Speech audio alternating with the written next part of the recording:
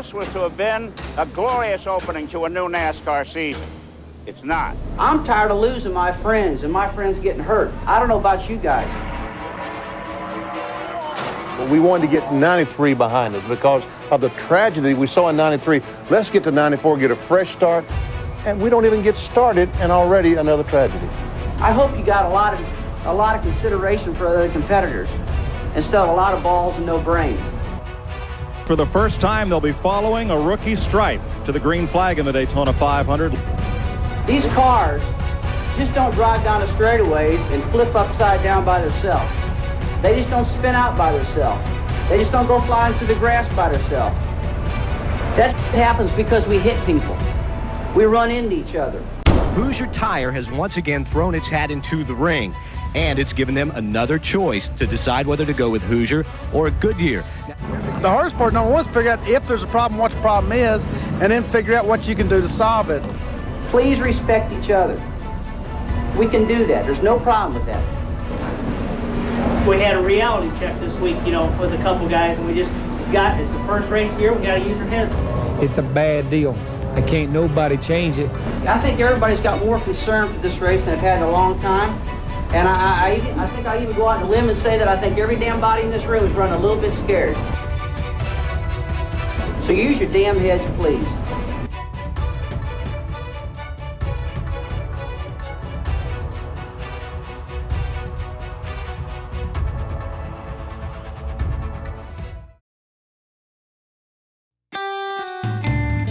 '93 was a terrible season for NASCAR. The deaths of Alan Kulwicki and Davey Allison made it one of the most painful in decades. 1994 was met with optimism. There's a chance to put sadness behind everyone and begin again with the new year. Several drivers were beginning their first full season with new teams. Ernie Irvan was now with Robert Yates. Sterling Marlin was driving for Morgan McClure. Terry Labonte was now at Hendrick Motorsports, and all three were expected to contend for the Daytona 500 victory. Richard Petty's number 43 was back on track for the first time since 1992, and Wally Dallenbach was the driver. Ricky Rudd and Jeff Bodine were both beginning their first full year as owner-drivers. And Neil Bonnett was returning from serious injuries suffered in 1990. Watch again in slow motion and you can trace Bonnett's path through the crash. With other cars all around him, his Wood Brothers Ford is unable to move from a course that takes him into Sterling Marlin as his number 94 Oldsmobile careens off the wall. The impact knocks Bonnett unconscious, and later in the day, while undergoing tests at a local hospital, Neil begins suffering from amnesia. In the early part of the week, Neil suffered from a total loss of memory, unable to recognize even his wife. Now, amnesia is a condition that can clear up in a short period of time, or it may never clear up. No one really knows. Neil recovered and entered a career in television, working for CBS, TNN, and TBS. He also did film work. Two things I hate are Mondays and rookies. And he hosted a weekly television show called Winners. Hi, I'm Neil Bonnett, and for all you fans who tuned in to watch me win yet another race, hey, I don't do that anymore. After testing for his good friend Dale Earnhardt, Bonnett made his comeback at Talladega in 1993.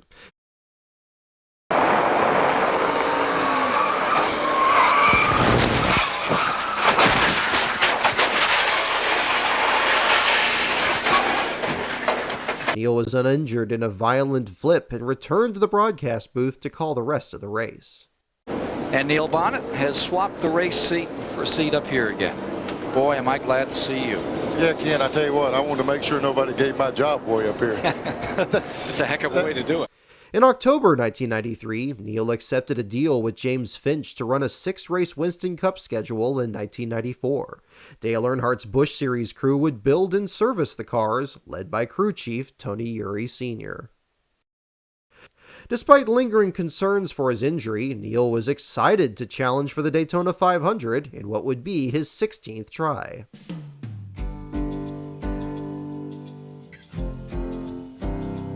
'94 also saw the return of a second tire manufacturer to Winston Cup. After leaving the Cup Series in 1989, Hoosier had developed a new tire and was prepared to challenge Goodyear. Darrell Waltrip used Hoosiers to win the '89 Daytona 500 and returned to the brand in '94. Jeff Bodine, Harry Gant, and Rick Mast were some of the 23 teams that entered Daytona with the alternative rubber. A tire war was brewing, and at winter testing, Hoosiers appeared to be slightly faster. To improve safety entering the '94 season, NASCAR mandated the use of roof flaps on all cars. The device was meant to keep cars from flying during an accident. After 10 cars had airborne crashes in '93, the device was badly needed. And of course, the focus was on Dale Earnhardt, who, after winning his 6th championship in 1993, was only one title away from tying Richard Petty for the most all-time. He began the year seeking his first Daytona 500 win in his 16th try. With 69 cars attempting to qualify, the 1994 Daytona 500 had a long list of storylines that would make it one of the most dramatic in history. The NASCAR portion of Speedweeks '94 began on Thursday. At the golf club across the street from the Speedway, 13 drivers drew starting spots for the Busch Clash. At the track that afternoon, qualifying for the ARCA race was marred by a vicious crash.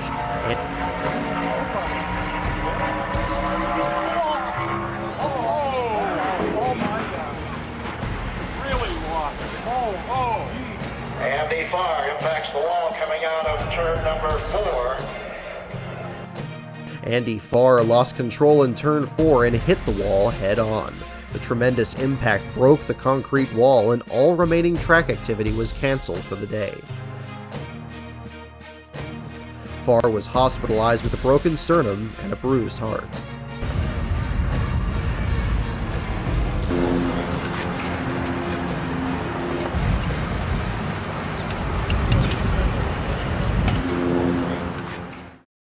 Qualifying for ARCA concluded on Friday morning with Loy Allen winning the pole. The 27-year-old was also entered in the Daytona 500 for TriStar Motorsports and had been fast in testing. As first practice was about to begin, Neil Bonnett was asked if memories of his Talladega crash were on his mind. If you race long enough, you're going to get into some of that every now and then, but I'll tell you what, if the car runs right, we'll be in good shape down here. The Talladega deal just was a freak thing, and that's not going to happen that often.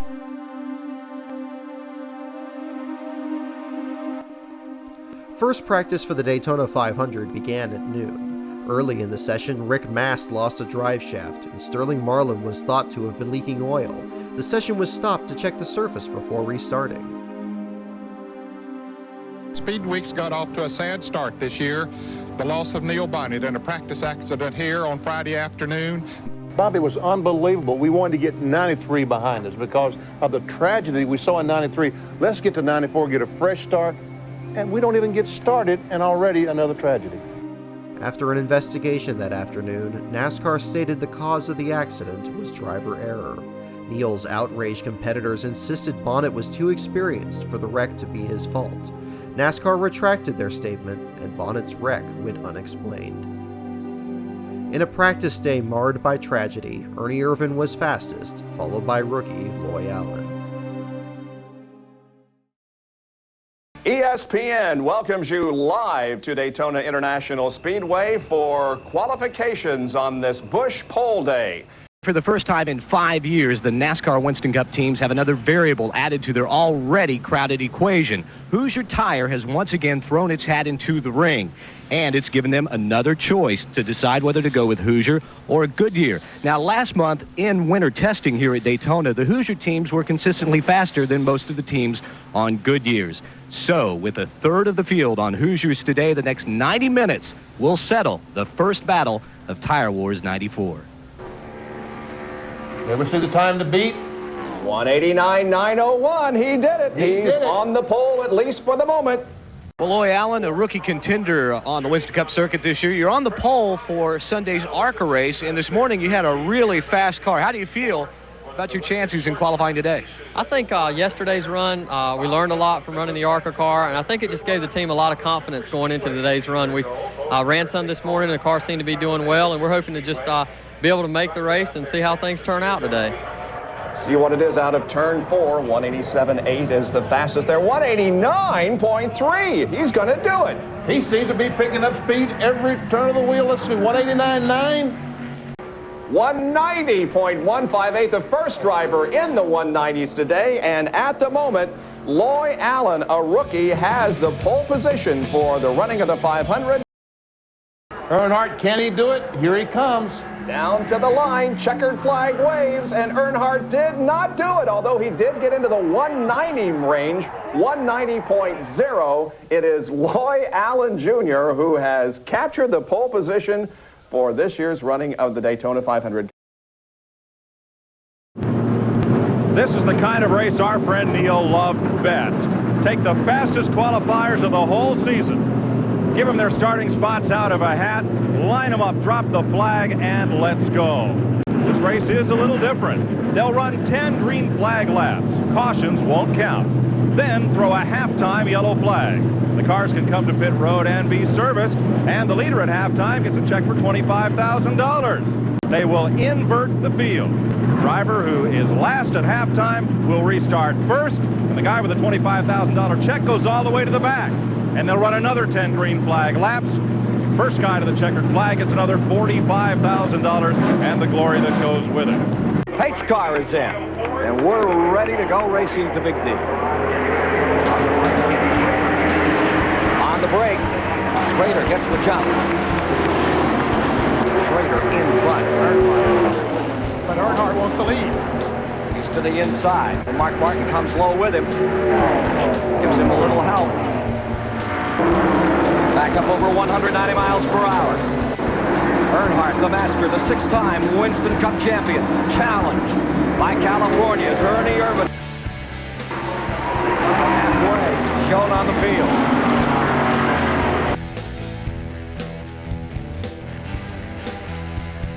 As they kick him back in gear and head down to the final 10 laps, $45,000 at stake. Man to watch is this number 3 Earnhardt, I would say.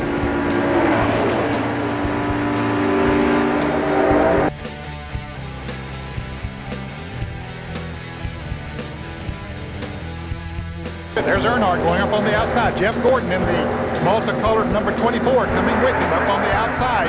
There's Jeff Bodine. Made some major repairs on his car during this stop. Ooh! Jeff Gordon and Brett Bodine get together a little bit, but they gather them back in. Gordon spent a lot of time riding on the tail of Earnhardt during the Daytona 500 last year. Earnhardt going for second. Earnhardt to the inside. Earnhardt making his move earlier than we thought he might. Irvin trying to counter. Not much you can do right there. But look, Gordon's up there following the board. But he wants to, well, maybe now he pulls down to the inside, going to give Earnhardt a little bit of help. But it looked like for a moment he was going to help Ernie. But now he gets there. Now he wants to take the lead. Now he might be in position to do it. 3 wide in the back straightaway. Ooh, they're close together, but Jeff Gordon makes the pass. Good move here. Down the stretch for the final time. Jeff Gordon in front. Brett Bodine's going to make a shot. Short. Jeff Gordon in the Rick Hendrick Chevrolet has defeated Ernie Irvan, has defeated Mark Martin and Earnhardt. Let's take a look now at the starting lineup for today's race. On the pole, as he will be for the Daytona 500, Loy Allen qualifying at 190.219 alongside Tim Fedewa in car number 55. This is Jeff Purvis' car. The James Finch owns both this car and also on the 51 car that Neil was driving on Friday when he crashed. So they took the in-car camera plaque out of Neil's car and put inside of Jeff Purvis' car. 43 ARCA cars are set for the green flag. It is waving. Here we go.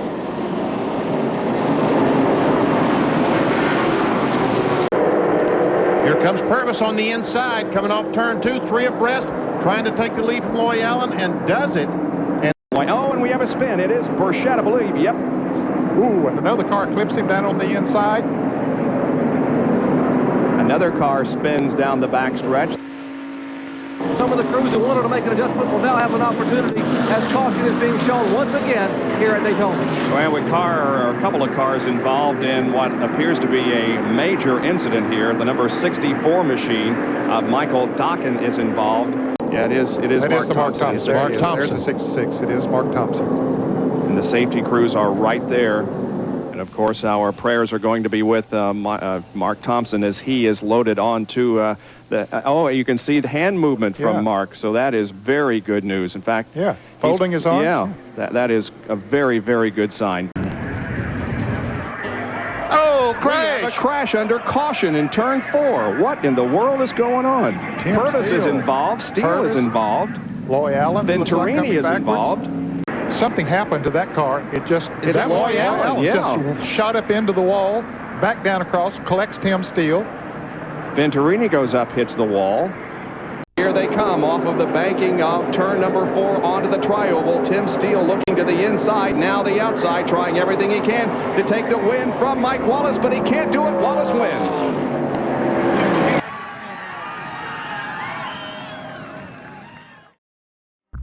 Overshadowed by Loy Allen's success, 17 other rookies attempted to make their first Daytona 500. Jeff Burton, Ward Burton, Joe Nemechek, and Steve Grissom all moved up from the Busch Series. IndyCar drivers John Andretti and Scott Brayton were both entered. And so was 1993 NASCAR Goodies Dash Series champion Rodney Orr.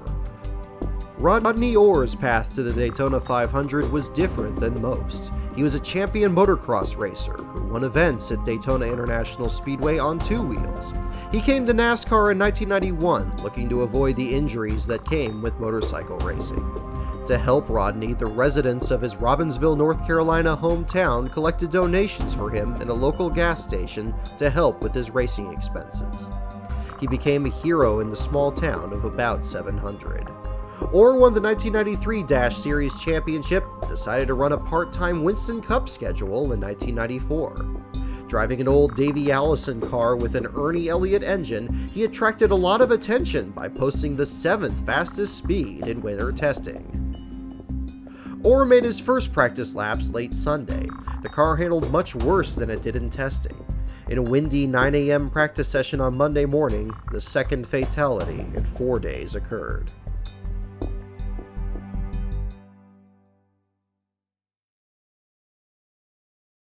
Rodney Orr lost control and crashed hard on the track's second turn. The track was clear and dry. Conditions were good. Witnesses say his Ford Thunderbird flipped at a high speed and the driver's side roof hit the wall. Orr was pronounced dead upon arrival at hospital. An independent investigation headed by the Orlando Sentinel found Orr's crash was caused by a broken right rear shock mount. With a loose shock absorber, the rear of Orr's car became unstable. It was speculated the same thing caused Bonnett's crash. It was the first time since 1956 that 2 NASCAR drivers died in the same event. Competitors were stunned. I guess you kind of get lured into a false sense of feeling that you can't get hurt in these things, but still going very fast, and no matter how hard you try to put protection in these cars, they can be dangerous in the wrong situation, and I guess it's unfortunate we found that out this week. There's no easy answers to anything in life, and I think people would like, especially when they're hurting as bad as they're hurting right now, would like to say, oh, okay, here's a simple answer to a problem. Unfortunately, there's not a simple answer right now because we've got 2 unique problems that we're trying to figure. The hardest part, number 1, is figure out if there's a problem, what the problem is, and then figure out what you can do to solve it. Neil's car hit the wall just right. Rodney Orr's car hit the wall just right. It's a bad deal. And can't nobody change it. After the 2 deaths, veteran Jimmy Means withdrew from the race, announced his immediate retirement from driving. Both Bonnett and Orr were using Hoosier tires. With no immediate explanations for the accidents, some questioned Hoosier's safety. Just 1 year earlier, Hoosier was forced to withdraw from the Busch Series race at Daytona. Could they be the cause of the accidents?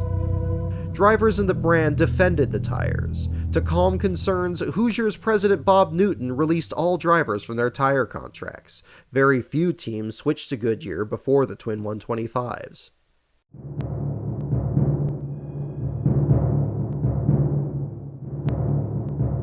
I'm tired of losing my friends and my friends getting hurt. I don't know about you guys. I hope you got a lot of consideration for other competitors instead of a lot of balls and no brains. We don't need that in this sport. I've been upside down here at Daytona. I've been upside down at Talladega. And let me tell you, it hurts, okay? These cars just don't drive down the straightaways and flip upside down by themselves. They just don't spin out by themselves. They just don't go flying through the grass by themselves. That happens because we hit people. We run into each other. I'm just as guilty at it as anybody else. I'm trying to change. Earnhardt, Ernie, myself, Kenny, all of us, we've all done it. We're trying to get it to stop. Use your head. If the car does not handle, it's not going to fix itself. Make a pit stop and work on it. Please respect each other. We can do that. There's no problem with that. Anybody got anything else to say? Well, he's right. 18-foot car won't fit in a 9-foot hole. There ain't no way to put it in there without causing a hell of a mess. And we had a reality check this week, with a couple guys, and it's the first race here. We got to use our heads. I think everybody's got more concern for this race than they've had in a long time. And I think I even go out on a limb and say that I think every damn body in this room is running a little bit scared. And I will tell you, my wife is running damn scared, and I think the rest of your wives and families are too. So use your damn heads, please. I think that's sure.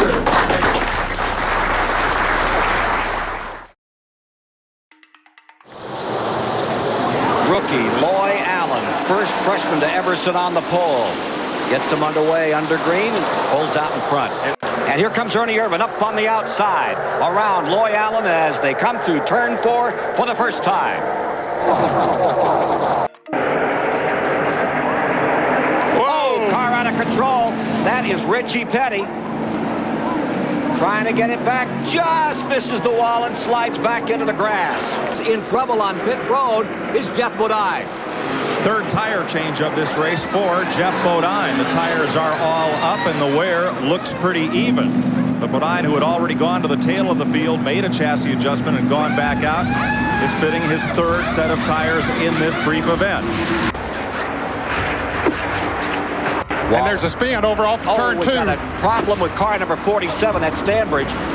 Get loose, and here come the leaders trying to get through, and they make it. Wow. Yellow is out around the track.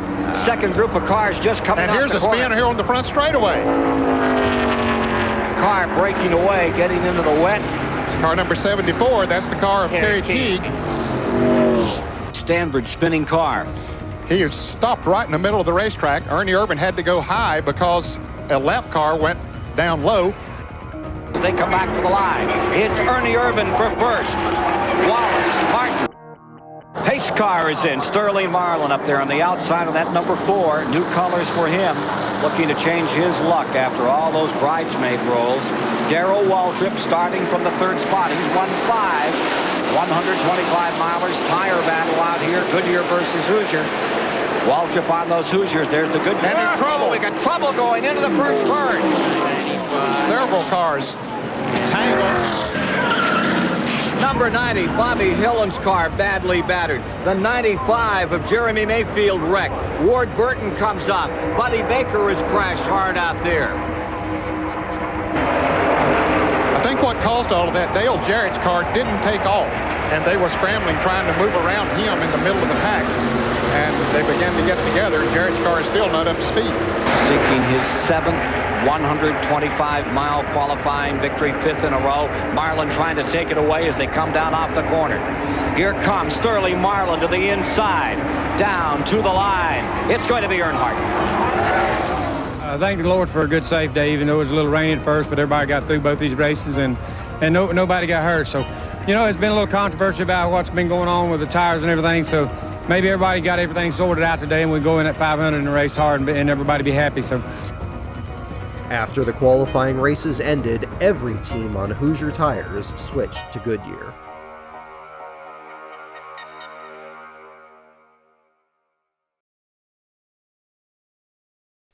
A pair of races were held on Friday. In the Goodies Dash 200, Dave Stacy stole the headlines when he flipped into Lake Lloyd on lap 33. Dirt embankment separating the infield from Lake Lloyd, and Stacy goes plop into Lake Lloyd.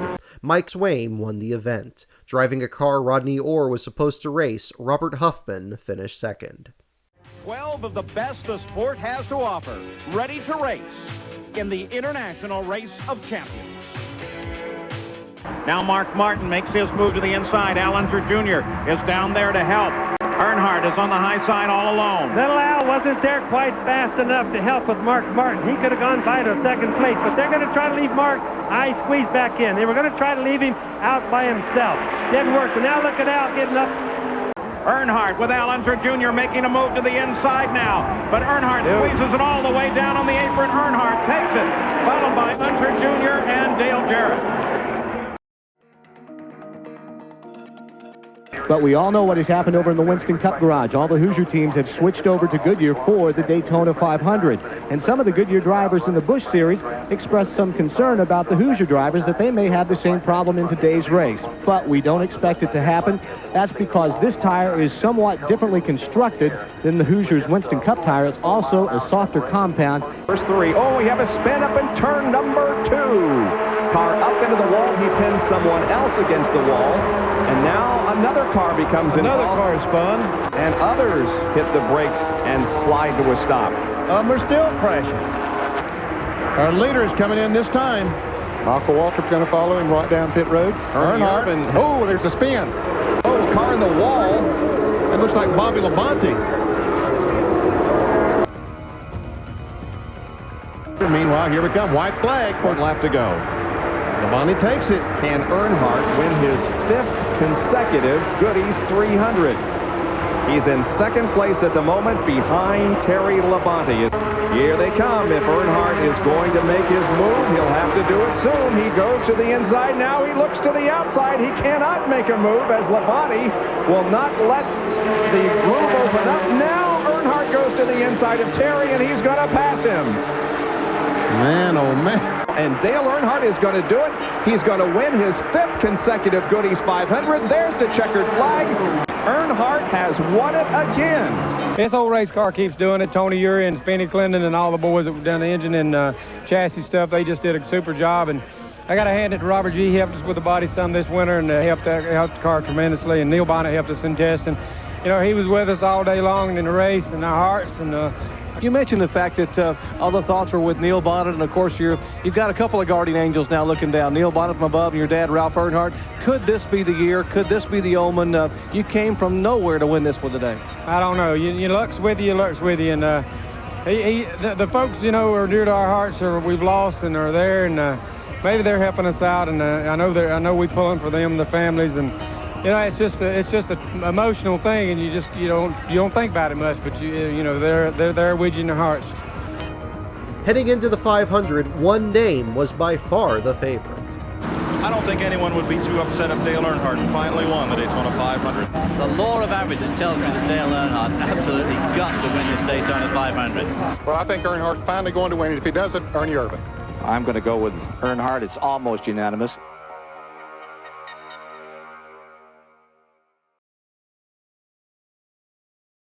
You know, Neil, we're going to take him along in our hearts, remember him well, and the folks that's really helped us all of these years, and maybe it'll all come together today. It's just been a big week for us.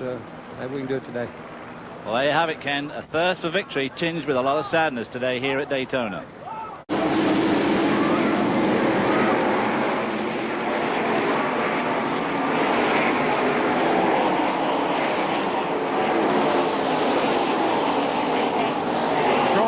Dropping the flag on the great American race.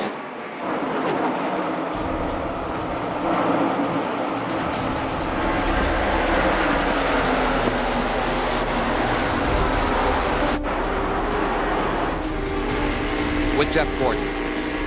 We're following Sterling Marlin at number 4. And there's Todd Bodine in car number 75. Had an awfully good run here on Thursday.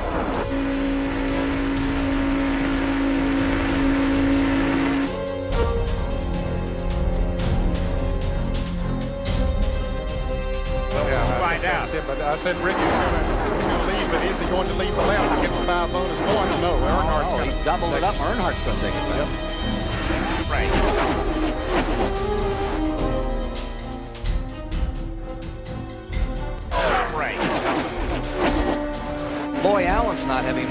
think he's doing all right. He's 33rd. Got trouble in turn 4. Major incident in turn 4. 7, 8 cars collected. Hut Strickland is in it. Kyle Petty involved. Robert Presley was involved in it. Harry Gant is involved in it. And Rusty Wallace is up against the wall. His car is demolished up there. For Rusty Wallace, who made that impassioned speech to the drivers for first place. In lap 75, Earnhardt back in front. And Bodine hung out to dry. Ernie Irvan makes his move. He comes right up in there. On the outside, just moves right around. That's good horsepower to do that. He's got it under the hood of that Ford.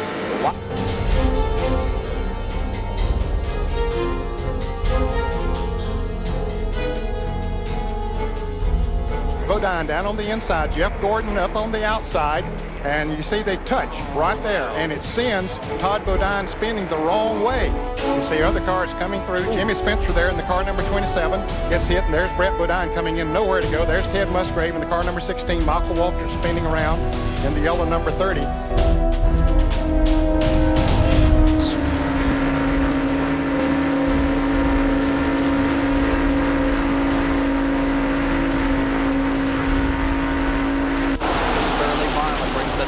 The Morgan McClure car back into contention. Down to the inside moves Ernie Irvan to challenge again for the lead. Battling for first, and Ernie Irvan, 1991 Daytona 500 man, is back in first. Well, this is the reason why Sterling Marlin thinks his 9 second-place finishes can turn into a win this year. This team, led by Tim Morgan and the McClure brothers, that Ernie Irvan abandoned late in last season, is now Marlin's ride. Yeah, I don't think there'll be any question of what he'll win this year. Maybe today. Boy, he is really fighting that steering wheel, Ken. He dropped back from the lead back to the 7th position. I thought he had a flat tire there, but he's still staying out there running. But he is really fighting as if he was on a half-a-mile track. As to why Dale Earnhardt is doing a very un-Earnhardt-like riding around in the pit, they are so close on gas. They know they can make lap 199. They don't think they can make 200 with this fuel load. Last lap to decide it all. Sterling Marlin stays first. Ernie Irvan in second. It is Sterling Marlin in the lead. Down to the inside comes the 28. Coming to the line. Sterling Marlin's going to win it. Every team is coming out to congratulate Sterling Marlin. They're lined up along pit road, and each team is coming out to shake his hand. Sterling Marlin, after a brilliant day here in the 500, wins it.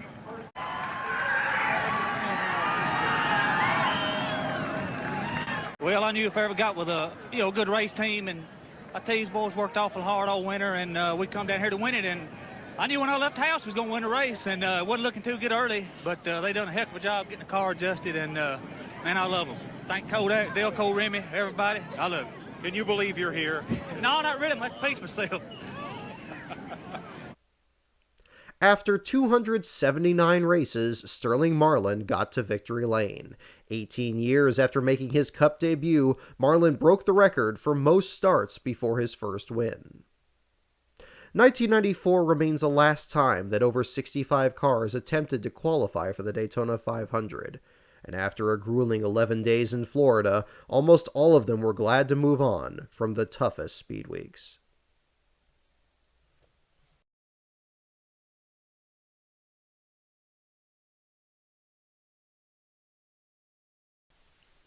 This is Brock Beard, the narrator from the video you just listened to. I just want to first off thank NASCAR Man for inviting me to narrate his video here. He does excellent work on YouTube here at his channel, as well as his articles on racingreference.info.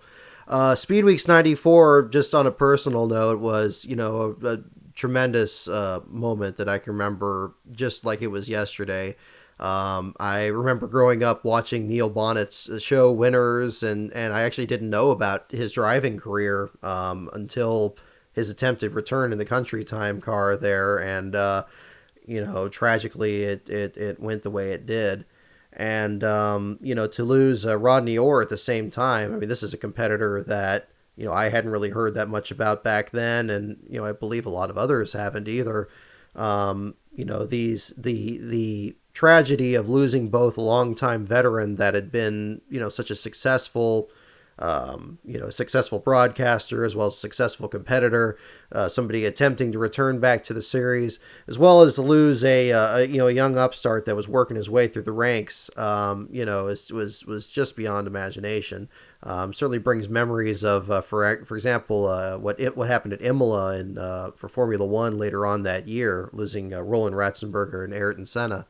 Sometimes these things happen in motorsports, but then when you have a confluence of just a couple of things, a couple of fatalities in such short order, it really makes you reevaluate some things that are happening in the sport.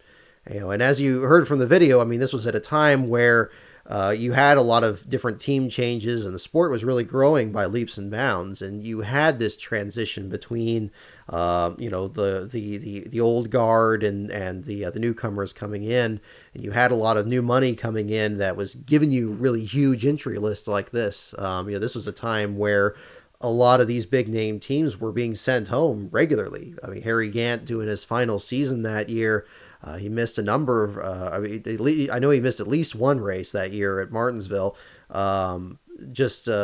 Even though during his retirement season, there was no guarantee for anybody. And Petty Enterprises had a lot of struggles with qualifying for races that year, as well as Loy Allen after his pole at Daytona that season. This was a time, in the sport where, safety issues were certainly central with the roof flaps coming in. It didn't really seem to play a role as far as the investigations, at least that I've heard, into both Orr and Bonnett's accidents. At least with the independent investigation was able to turn up.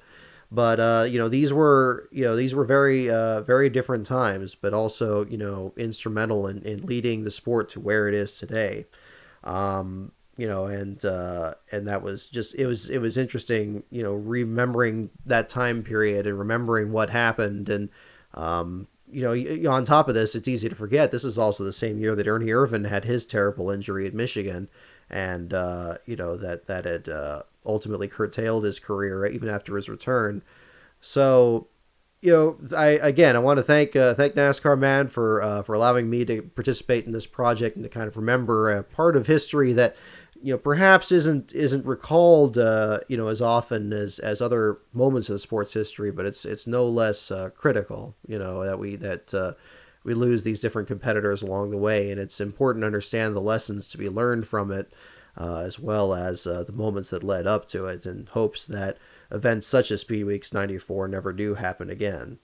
So again, I want to thank everybody for listening. Definitely check out other of NASCAR Man's projects, both his videos here on YouTube as well as his articles on Racing Reference.